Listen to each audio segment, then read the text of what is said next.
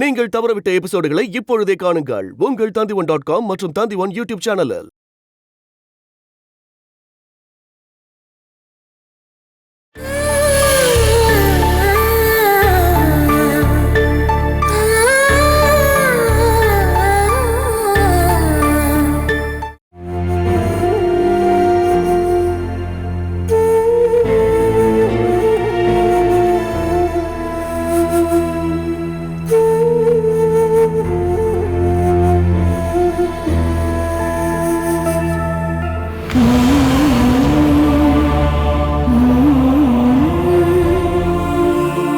இந்த வீட்டுக்கு வெளியில தான் தங்கி இருக்காங்கிற விஷயத்தை காட்டுறதுக்கு தான் என்னை ஃபோன் பண்ணி வர சொன்னீங்களா? அவ இங்க இருக்கான்னு தெரிஞ்சா நீ வரமாட்டேன்னு தெரியும். அதனாலதான் அவசரமா கால் பண்ணி உன்னை வர சொன்னேன். இப்ப என்ன பண்றது? அஜய் ஹைதராபாத்ல இருக்கான். பாலாவை பத்தி சொன்னா அவன் கோவப்படுவான் அப்படிங்கறதுனால அவங்கிட்ட சொல்லவே இல்ல. எதுக்காக அவனுக்கு ஃபோன் பண்ணி சொல்லணும்? பக்கத்துல இருக்கிற ஒரு 3-4 பேரை கூட்டு வச்சு அவளை இழுத்துட்டு போய் கேட்டுக்கு வெளியில வச்சு கேட்டை பூட்டிடணும். அப்பவும் அவமானம் நமக்கு தானே. இப்ப மட்டும் உங்களுக்கு அவமானம் இல்லையா என்ன? நீங்க எங்கதான் இருக்கீங்களாப்பா? பாலா பண்ற அக்கிரமத்தை நீங்க வேடிக்கை பார்த்துட்டு இருக்கீங்களா? அவ நான் பெத்த பொண்ணாயிட்டாளே, அடிச்சு துரத்தவ முடியும்? இந்த மாதிரி வேலை பண்ண அடிச்சு உதைக்கிறது மட்டும் இல்ல, கையை களை உடைச்சு அனுப்பி ஆகணும். நீ ஈஸியா சொல்ற. நாங்க ஏதாவது பண்ணி ஏதாவது ஒரு கம்ப்ளைண்டோட அவ ஸ்டேஷனுக்கு போனோம்னா இந்த வயசான காலத்துல நான் ஜெயில தான் போய் கிடக்கணும். இப்படி பயந்துகிட்டே இருந்தா எந்த பிரயோஜனமும் இல்ல. தைரியமா நீங்க வெளியில போய் அந்த கேஸ் ஸ்டவ் பாத்திரம் எல்லாத்தையும் தூக்கி வெளியில போடணும். அந்த தொட்டில அறுத்து எடுத்து எரிக்கணும். அததான் பண்ணணும். இப்ப எந்த பிரச்சனையும் பண்ண வேணாம். இங்க ஹரி இல்லாதனாலதான் எங்களுக்கு உதவி பண்ண நீயும் மனோஜும் இருக்கீங்க. பாருமா, இந்த விஷயத்துல தயவு செஞ்சு என்னோட வீட்டுக்கார இழுக்காதீங்க. இப்பதான் எங்களுக்குள்ள எந்த பிரச்சனையும் இல்லாம நாங்க சந்தோஷமா வாழ்ந்துட்டு இருக்கோம். பாலாவோட விஷயத்துல இன்வால்வ் ஆகி அதை நீங்க பெருசுப்படுத்த வேணாம். இப்பவே பல பேர் கேட்டுக்கு முன்னாடி வந்து நின்று பாத்துட்டு போறாங்க. அது எனக்கு அவமானமா இருக்கிறதுனாலதான் நான் வெளியே போகாம இருக்கேன். பாலாவை இங்கே நிரந்தரமா தங்க வைக்கலாம்னு நினைக்கிறீங்களா என்ன? அவளை எப்படி இங்க இருந்து அனுப்புறதுன்னு எனக்கு ஐடியாவே வர மாட்டேங்குது. உன்கிட்ட ஏதாவது ஐடியா கேட்கலான்னு தான் நான் உன்னை இங்க வர சொன்னேன். அவளை இந்த வீட்டை விட்டு வெளியில அனுப்பணும். எந்த பிரச்சனையும் இல்லாம அவளை இந்த வீட்டை விட்டு அனுப்பணும். திவ்யா எங்கம்மா? அந்த ரூம்ல இருக்கா. அவ என்ன சொல்றா? நீ சொல்றதா அவளும் சொல்றா.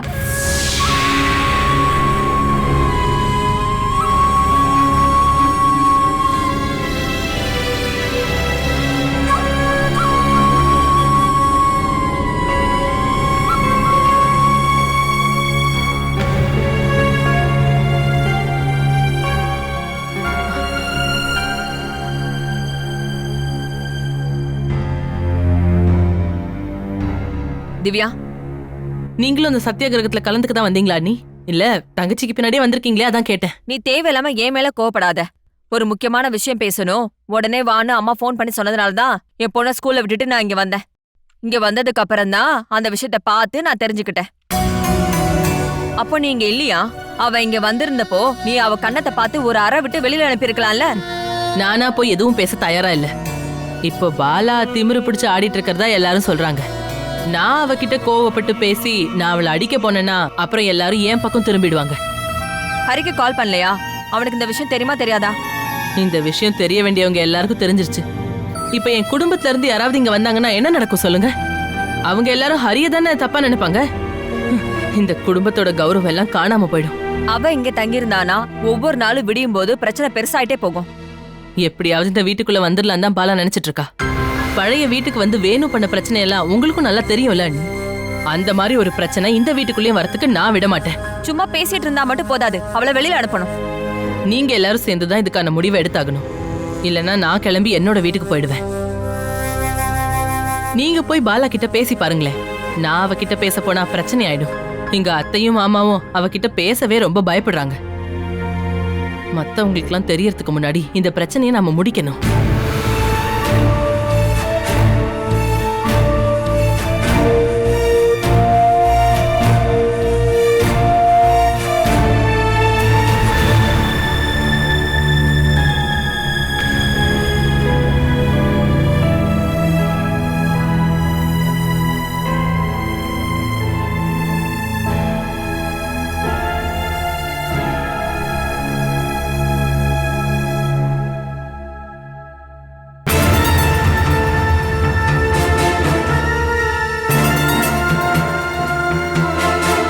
ஏண்டி, உன் மனசுல என்ன நினைச்சிட்டு இப்படி போராட்டம் பண்ணிட்டு இருக்க?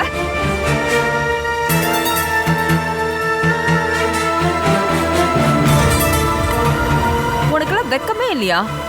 உனக்கு மரியாதை இருந்தா இப்படி எல்லாம் செஞ்சிட்டு இருப்பியா? நீ நிஜமாவே நம்ம அப்பாக்கு தான் பிறந்தியா என்ன?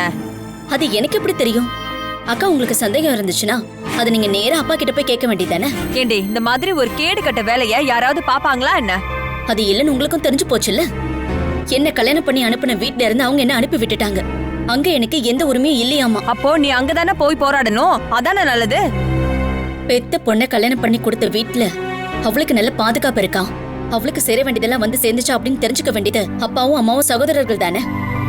அவங்க யாராவது திரும்பி பார்த்தாங்களா என்ன? எனக்காக சப்போர்ட் பண்ண யாரும் வரமாட்டாங்க அப்படின்னு தெரிஞ்சுக்கிட்டு அவங்க என்ன வெளியில அனுப்பிட்டாங்க. அதுக்கப்புறம் எனக்கு அபயம் கொடுக்கறதுக்கு என் அப்பா அம்மா தங்கி இருக்கிற இந்த வீடு தானே இருக்கு. இது ஹரி எடுத்த வாடகை வீடு. இங்க வந்து என்ன உரிமைக்காக நீ இங்க வந்து தங்கிட்டு இருக்க? எனக்கான உரிமையை நான் கேட்கவே இல்லை.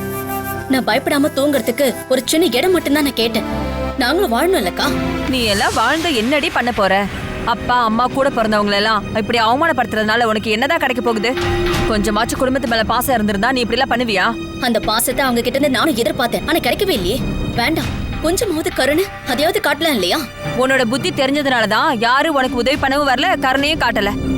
புருஷனையும் அந்த ஆளையும் முண்டுலன்னு பண்றதானே உன்னோட வேலையே. கடைசியில தாலி கட்டினவன ஜெயிலுக்கு அனுப்பிட்ட. அவன் தானே உனக்கு தடையா இருந்தான், இப்ப அவனும் உள்ள போயிட்டான்.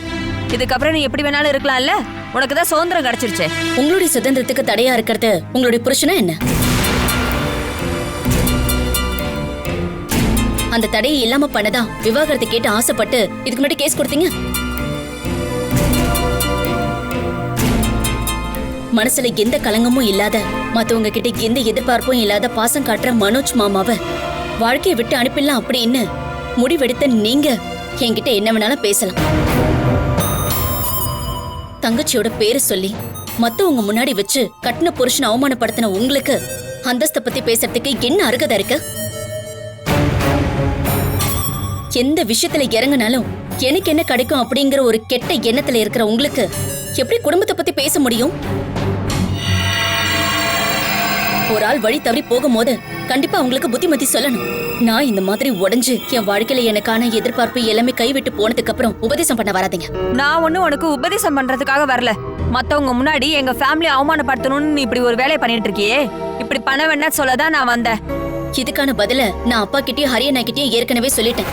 நான் செண்பகச்சேரி ஜெயச்சந்திரன் நாயருடைய பொண்ணு அப்படின்னு இங்க இருக்கிறவங்களுக்கு தெளிவா புரிஞ்சிருந்தா ஒரே ஒரு வார்த்தை சொன்னா போதும், நான் இந்த போராட்டத்தை கைவிடுறேன். உன் வாழ்க்கைக்கு ஒரு நல்ல வழி கிடைக்கிற வரைக்கும் நீ எங்க கூட இருன்னு அவங்க சொல்லட்டும். அது தவிர வரை எதையுமே நான் கேட்க விரும்பல. எந்த புரோக்கரும் இதுக்காக என்கிட்ட பேச வர வேண்டாம்.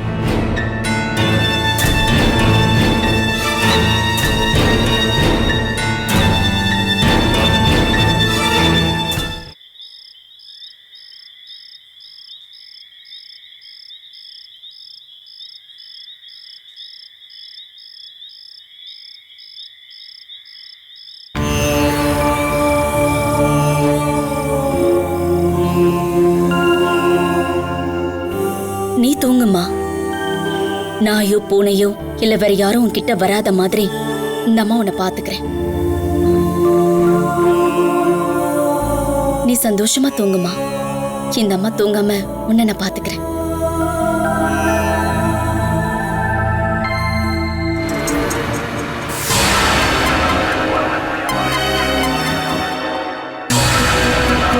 இந்தாங்க.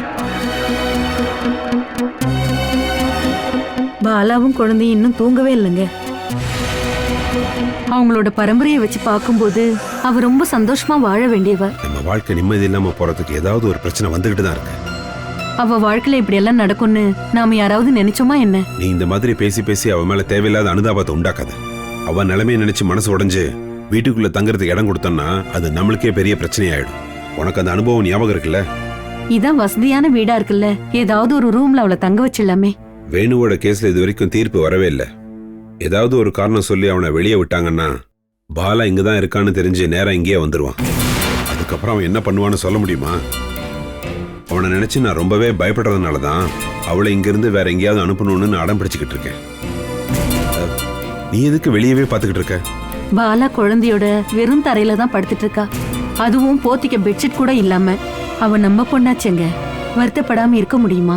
வருத்தத்தை சகிச்சுக்க முடியலனா நீனும் அவ கூடவே படுத்து தூங்கு. அதுக்கப்புறம் நீ இந்த வீட்டுக்குள்ளேயே வரக்கூடாது. அவ கூடவே போயிடு.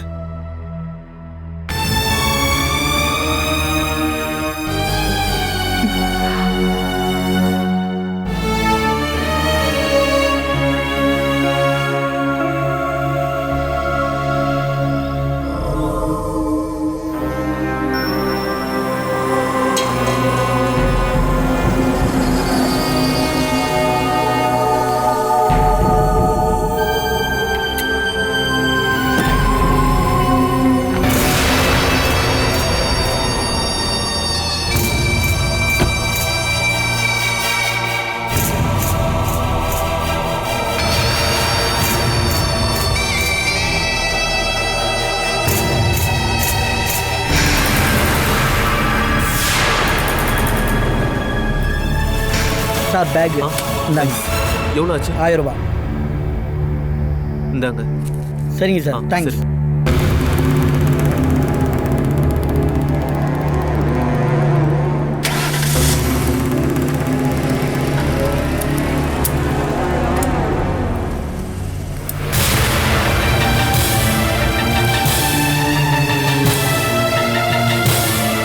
நீ இந்த அளவுக்கு புத்திசாலியா இருப்பான்னு எனக்கு தெரியாது. ஹரியண்ணா, நீ சொல்றதுக்கு ஏகப்பட்ட காரணங்கள் இருக்கலாம், ஆனா அதுல ஒண்ணு கூட நீ இப்படி பண்றதுக்கு நியாயமான காரணங்கள் இருக்காது.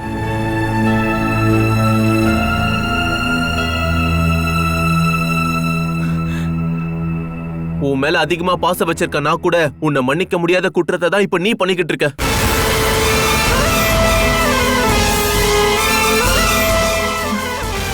ஏதாவது பேசு பாலா. ஹரி, என்ன இப்படி திடீர்னு வந்திருக்கீங்க? அங்க என்னால சந்தோஷமா வேலை பார்க்க முடியாதபடி தானே நீங்க எல்லாரும் இங்க பண்ணிக்கிட்டு இருக்கீங்க. இப்போ நீ நேரடியாவே எங்க எல்லாரையும் அசிங்கப்படுத்துற மாதிரி ஆயிடுச்சு.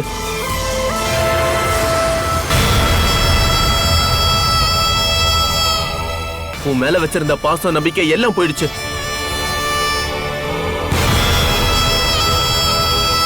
வந்தது வராததுமா இப்படி வெளியே நின்று சண்டை போடாம தயவு செஞ்சு உள்ள வாங்க. ஊர்க்காரங்க சொந்தக்காரங்களுக்கு எதிர நீ ஏற்படுத்தின இந்த அவமானத்தை எப்படி மாத்த முடியும்? ஏதாவது பேசு பாலா. ஹரி, இந்த விஷயத்தெல்லாம் பேசுறதுக்கு நேரம் காலம் இருக்குல்ல, வாங்க. உனக்கு உன்னுடைய பிரச்சனையும் கஷ்டமும் தான் பெருசு. உன்னால நாங்க எல்லாருமே ஏகப்பட்ட அவமானமும் அசிங்கமும் பட்டிருக்கோம் தெரியுமா?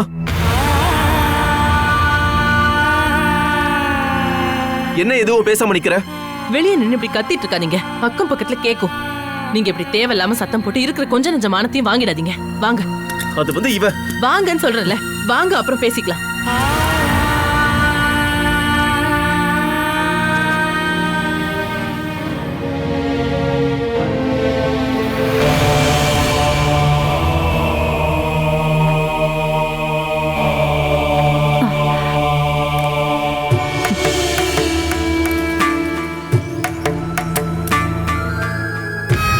நீ என்னப்பா வரப்போற விஷயத்த சொல்லவே இல்ல? உங்ககிட்ட சொன்னா நீங்க ஏர்போர்ட்டுக்கு வந்து கஷ்டப்படுவீங்களே, அதனாலதான். ஏன்னா டிராவல் பண்ண கஷ்டமா இருக்கும்ல. அதுவும் இல்லாம நம்ம கிட்ட இன்ஃபார்ம் பண்ணிட்டு தான் ஒவ்வொருத்தரும் இங்க வராங்களா?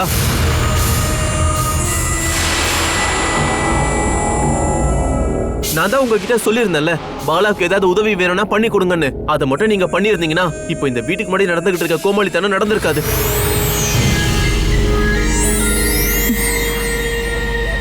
பக்கத்து வீட்டுக்காரங்க இதை கை தடி சிரிப்பாங்க. இந்த பிரச்சனைக்கு முடிவு எடுக்க நீ வந்திருக்க வேண்டிய அவசியமே இல்ல. உங்களுக்கு எல்லா விஷயத்திலயும் ஒரு அசால்ட் தானும். என்ன வேணாலும் நடந்துட்டு போட்டோன்ற நினைப்பு. நீயாவது ஏதாவது சொல்லிருக்கலாம்ல. நீ அவளை குத்தம் சொல்லாத ஹரி. பாலா மறுபடியும் இந்த வீட்டுக்கு வந்தானா அது ஒரு பிரச்சனையாவே போயிடும். அது உனக்கும் எனக்கும் நல்லாவே தெரியும். திவ்யா அதை நேரடியாவே சொல்லிட்டா, அவ்வளவுதான். இந்த குடும்பத்துக்காக ராத்திரியும் பகலுமா கஷ்டப்பட்டு வேலை பார்த்துட்டு இருக்கிறவங்கள டென்ஷன் ஆக்க வேண்டாமேன்னு பார்த்தோம். அதனாலதான் பல விஷயங்கள் சொல்லல. பாலா இப்படி திடீர்னு நீங்க வந்து தங்குவா அப்படின்னு நாங்க யாருமே எதிர்பார்க்கல. பாலா இங்க வந்தப்பவே நீங்க எல்லாரும் என்கிட்ட சொல்லிருக்கணும். நான் ஏதாவது ஐடியா சொல்லிருப்பேன்.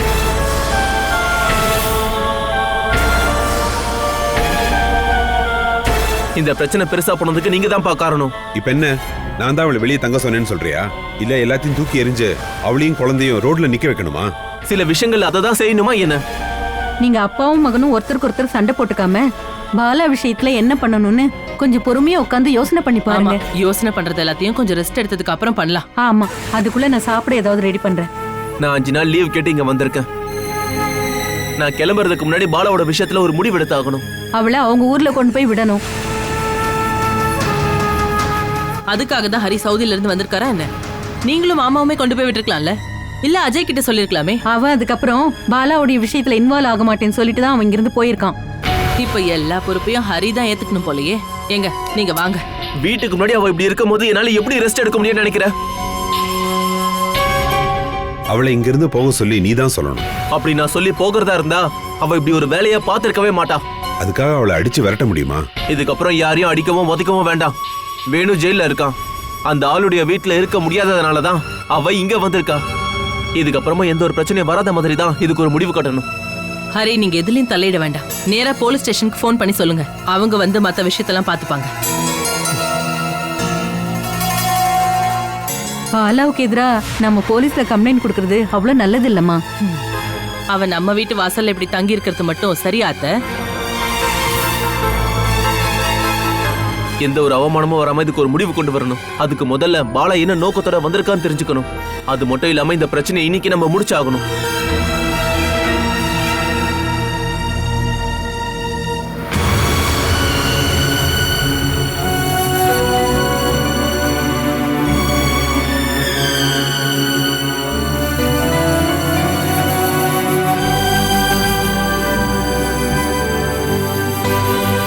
உங்களை பார்க்கணும்னு ரொம்ப ரொம்ப ஆசையா இருந்தேன். ஆனா இப்பவும் மனசு விட்டு பேச முடியாத சூழ்நிலையில நாம இருக்கோம் இல்ல ஹரி?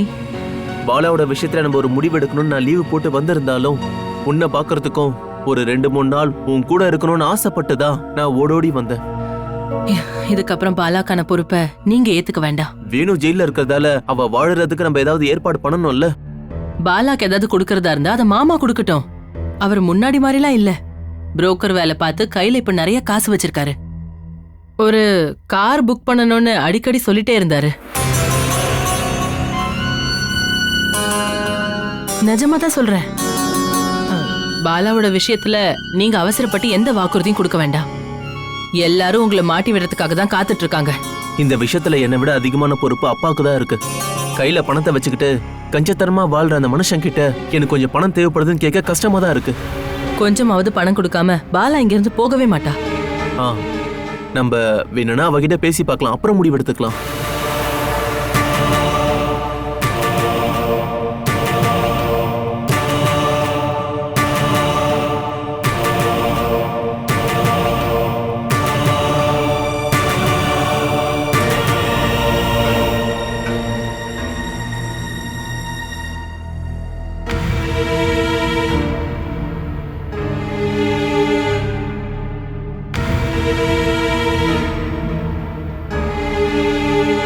இத்தனை வருஷமா சொந்த வீடு மாதிரி பாத்துக்கிட்ட வீட்டை காலி பண்ணிட்டு அதிக வாடகை கொடுத்து இந்த வீட்டுக்கு வந்ததுக்கு காரணமே நீதான் பாலா. வேணுவ கூட்டிக்கிட்டு அங்க நீ குடி வந்ததுக்கு அப்புறம் என்னெல்லாம் பிரச்சனை வந்துச்சு. இப்ப இங்கேயும் வந்திருக்க. எல்லா இடத்துலயும் எங்களை அவமானப்படுத்தணும் தானே நீ ஆசைப்படுற. இதுதான் நம்ம பேசி முடிச்சிட்டோமேம்மா. நான் அதிகமா பேசினா எனக்கு அகங்காரமும் ஆணவமும் அதிகமாயிடுச்சுன்னு நீங்களே சொல்லுவீங்க. நான் ஒண்ணு சும்மா சொல்லல, நீ தான் அதெல்லாம் பண்ணிருக்கியே. என்னுடைய பிரச்சனையை இதை விட நான் எப்படி காட்டணும்னு சொல்லுங்க. ஹரியனை முடிவு பண்ணுவார்னு அப்படின்னு நீங்க திவ்யா அப்பாலாம் சொன்னீங்கல்ல. இப்பதான் அவர் வந்துட்டார்ல, என்ன முடிவு பண்ணிருக்கீங்க? அத பத்தி பேசதான் உன்னை உள்ள வர சொல்லிருக்காங்க. யாரு?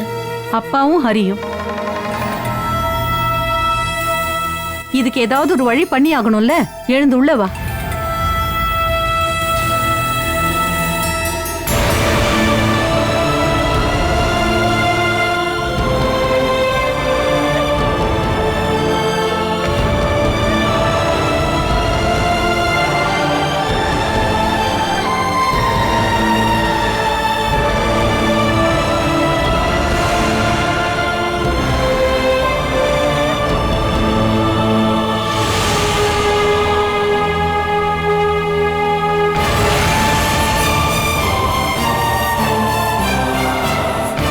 வேணுவோட கேஸ்ல தீர்ப்பு வர வரைக்கும் நீ உன் மாமியார் வீட்டுல போய் இருக்கணும் தான் நான் ஆசைப்படுறேன்.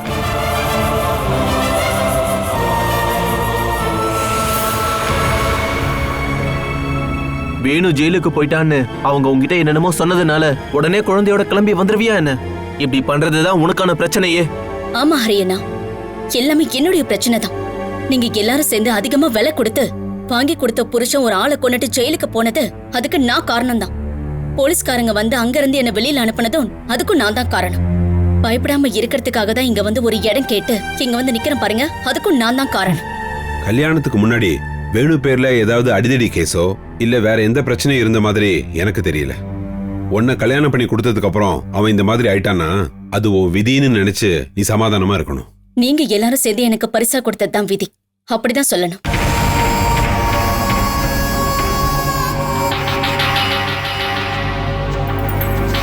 உங்ககிட்ட பணத்தை கேட்கறதுக்காக ஒன்னும் நான் இந்த வீட்டுக்கு வரல. எனக்கு சேர வேண்டிய சுக சௌகரியங்களை தான் நீங்க இப்ப அனுபவிச்சுக்கிட்டு இருக்கீங்க. அதுல இருக்கிற ஒரு சின்ன பெர்சன்டேஜ் தான் நான் இப்ப இருக்க ஆசைப்படுறேன்.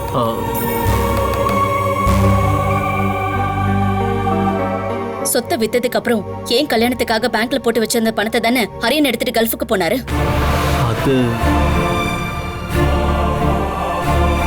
அஜய்னை இன்ஜினியரிங் படிக்க வச்சது எனக்கு சேர வேண்டிய பணத்தை தானே நீங்க எடுத்து அவனை படிக்க வச்சீங்க. நீங்க எல்லாரும் சேர்ந்து என்னுடைய வாழ்க்கையை தான் பங்கு போட்டு பிரிச்சிருக்கீங்க. அது இல்லைன்னு சொல்ல முடியுமா?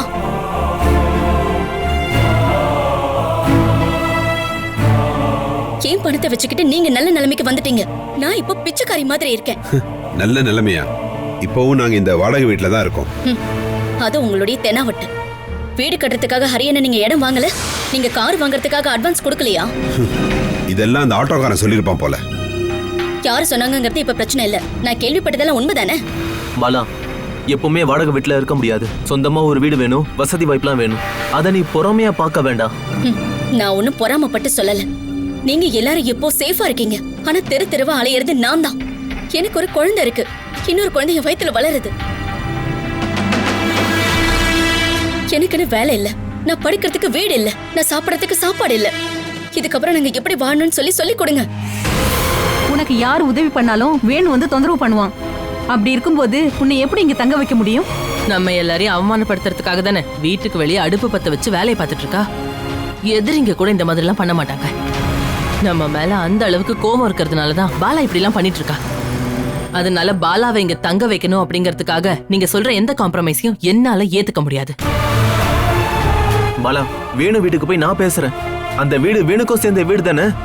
அங்க வேணுகோபாலுக்கு இப்போ எந்த உரிமையும் கிடையாது. அந்த ஆளுடைய ஷேரை வித்து தான் இப்ப கேஸ நடத்துறாங்க. அந்த ஷேர்ல உனக்கு ஒரு பங்கு கிடைக்கணும் இல்லையா? அப்படின்னா நீங்களும் ஹரியனனும் போய் எனக்கு வாங்கி கொடுங்க. உன்னை அந்த வீட்டுல கொண்டு போய் சேர்க்க வேண்டியது என்னோட பொறுப்பு பாலா. அப்படின்னா ரொம்ப லேட் பண்ணாம எங்களுடைய பணத்தை நீங்க பார்க்க வேண்டியதா இருக்கு.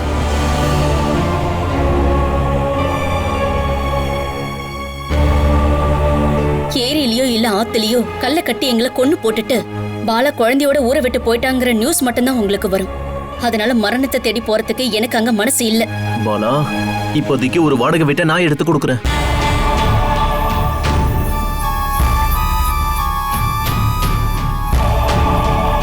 நீ அந்த வீட்டுக்கு போயிடு. உனக்கு ஒரு வேலை கிடைக்கிற வரைக்கும் அந்த வாடகையை நான் கொடுக்குறேன்.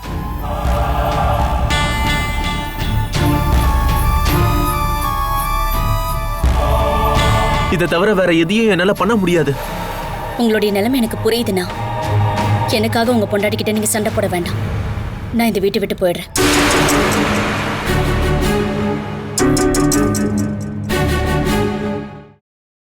Catch us on TV, Tandivan.com, Facebook and YouTube.